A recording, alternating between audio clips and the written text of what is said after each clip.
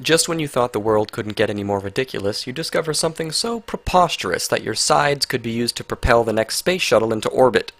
If you've been following me, you realize that I've been using the term trans-black in the comment section, and I often reference it as satire on simply identifying as something you clearly aren't.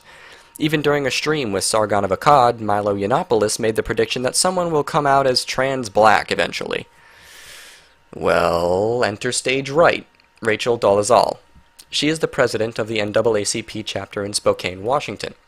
She's been pretending to be black for a long portion of her life and even altered her appearance to convince others. The struggle for victimhood is unceasing, it seems. For someone with so much white privilege, it astonishes me that someone would want to knock themselves down a peg. But I have a theory. Rachel Dolezal frequently brings up the hate crimes she experiences, 9 in total. Of course, hate crimes are race-specific crimes, and to me it just seems like somebody wanted sympathy and attention, and this is how she went out of her way to obtain it. I find it strange that someone alters their appearance in order to pass as a black person, and suddenly starts being the victim of hate crimes left and right. So far, no suspect has been identified, and every article I've read about this puts the words "documented hate crimes" in quotations, so my skeptical faculties ordered a code red because not a single article details these hate crimes as facts, but merely something Dolezal claims she was the victim of.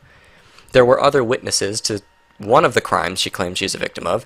There are reported to be other witnesses to a noose being left on her porch at one point, but none of these have resulted in arrests or charges. So they either didn't fact-check yet, there's no evidence to support her claims, or these people are just really, really good at hate criming. But her most recent claim of a racially motivated hate crime is likely a fabrication, much like the rest of her life. It's important to note that none of the hate crimes she claims she is the victim of ever had a suspect identified. But moving on to her most recent claim of racial injustice, she claims that she found a letter in the P.O. box of the Spokane NAACP in February. This letter, of course, detailing a bunch of racist messages and death threats because that's the victimhood injustice du jour. Postal workers told police, however, that the envelope was not time-stamped, cancelled, or even imprinted with the barcode which directs mail to the correct destination. The postal workers claim that the only way the letter could have entered the P.O. box was if it was placed there by a postal worker or by someone with a key to the P.O. box, which Dolezal has in her possession. 3 postal workers were interviewed, and none of them remember seeing the envelope.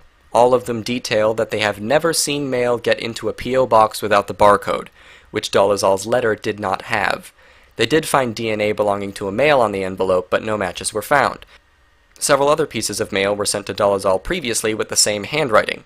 This racist letter writer dubs themselves War Pig, and those were from Oakland, California. Now enter stage left, Kurt Neumeyer, who served as an alternate board member at the Human Rights Education Institute. He has suspicions about her claims of harassment and hate crimes, considering she was the sole witness to the majority of cases. He also details that she discovered a swastika on the door of the institute when their security cameras had shut off for some strange reason. Dolezal also claimed on multiple occasions that a noose was left on her porch, once in Idaho and once in Washington. She's either very unlucky or fantasizes about the idea of someone leaving a noose on her porch. A statement received by a witness about the incident in 2010 where she claimed a noose was left on her porch. This witness claims he hung a deer up there about a year ago and believes the rope is from that time. This witness said that he mentioned that to Dolezal, who didn't answer police phone calls after that, and so the case was closed. Considering she fabricated most of her life trying to detail that she's black, evidence of which I will present to you right now, it wouldn't be surprising if she fabricated other portions of her life as well, including all of the witnessless harassment she allegedly receives. She claims that her father is a black man, and yet these two people, Larry and Ruthann Dolezal, claim that Rachel is their daughter. They have produced family photos of Dolezal and claim that she has been altering her appearance in order to look like a black woman. These could just be crazy people, but they have produced a copy of her birth certificate and family photos of Dolezal. You could easily write this off as a couple of people trying to claim that a random person is their daughter, right? Well, they have the same last name, and Dolezal isn't exactly a common name. They've produced her birth certificate and family photos, and they know the name of her quote-unquote son, which turned out to be her adopted brother, Isaiah. Even if this was just all one big massive coincidence and scam, then explain this reaction. No, actually, he has, unfortunately, has bone cancer and was not able to get cleared for surgery. And And so, God, that sounds like a terrible break for you. I'm sure that he would have been very proud of you.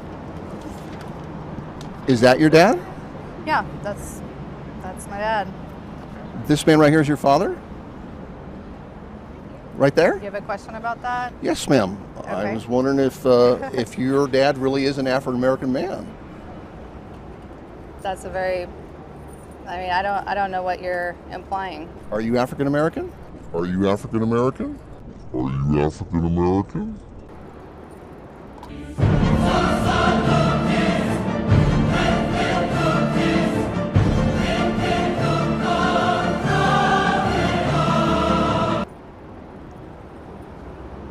I don't understand the question of, I did tell you that, yes, that's my dad.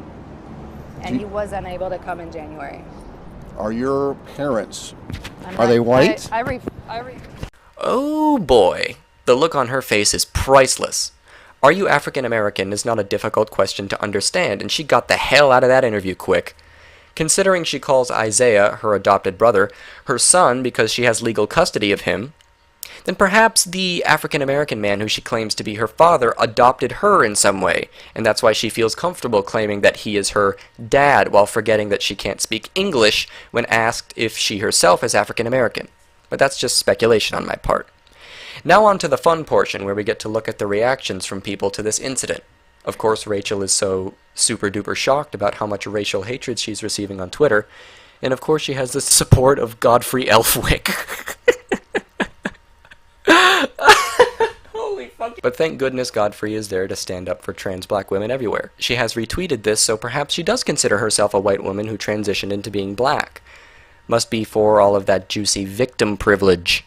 I noticed a bit of a disconnect between the transgender community and the trans race community, which I suppose will become a community soon enough, that being trans race is nothing like being transgender. So if you identify as a different sex, that's perfectly okay, and everyone has to accept you as that different sex, but identifying as a different race is unacceptable for some reason. Can someone explain that disconnect to me? How are these not logically equivalent claims? If someone can identify as either sex, why can they not identify as any race they please? Why can't I be black if I claim I am? But Milo's prediction came true. A public figure now identifies as trans black. It's getting more and more difficult to come up with satire to describe these people because they keep taking things from satirical parodies of themselves and turning it into reality. But a couple of tweets from people in response to the incident got me a little heated. Y'all can try to boil this down to intolerance. It's not. It's about the constant abuse, appropriation, and exploitation of blackness. Listen up, motherfucker. You just took blackness and used it to generalize an entire race. And constant abuse, appropriation, and exploitation of blackness? What the fuck does that even mean? How can you abuse an idea of blackness that supposedly everyone's jumping on? I have no idea what blackness is even supposed to mean. I understand that there are stereotypes, but how is someone pretending to be a black woman appropriating that particular stereotype? You just want to bitch and complain. That's it. That's the end of it. Where does the exploitation of blackness end? I'm getting awfully sick and tired of people like this who need to invent shit to come out as the victim. No matter if they are stereotyping an entire race to do so. It doesn't matter that Dolezal received benefits, privileges, and credibility for being a black woman in the social justice community. It doesn't matter that she didn't walk around speaking like, "Yo, what up, homie?" She just made her skin a little darker and altered her hair and claimed she was black. And yet that is a fucking injustice to black people everywhere. Eat me. Yes, it's stupid of her to do, but construing it as an injustice to black people everywhere is just as dumb. You want to know the people who widen racial divides? It's people like this guy. And this guy. I had stopped with commentary regarding Rachel Dolezal until I saw the video. The elasticity and boldness of whiteness never ceases to amaze me. Exactly. Blackness is being exploited constantly because of one incident of a white woman pretending to be a black woman, yet whiteness is bold and elastic even though I can find an incident of black men dressing up as white women. Oh my god, it looks like whiteness is being exploited now too so people can laugh at it. Fuck you. One white person pretends to be black and you condemn all of quote-unquote whiteness, whatever the fuck that is. Who are the true races here? I'm done being lumped in with particular immoral white people, just like I'm sure black people would be tired of being lumped in with gang members. Does the idea of blackness include violent inner-city gangs? Or is your convenient idea of blackness nothing but positive traits, and your convenient idea of whiteness nothing but negative traits? Give me a fucking break, you racists. You are no better than white supremacists who claim that blackness is inferior to whiteness, or that blackness is nothing but negative, and whiteness is nothing but positive. Those terms are still meaningless to me anyhow. Look for inconsistencies between the reaction to the Jenner situation and the Dolezal situation. Look for logical inconsistencies, because I'm sure they will be there. They left themselves in an inescapable position.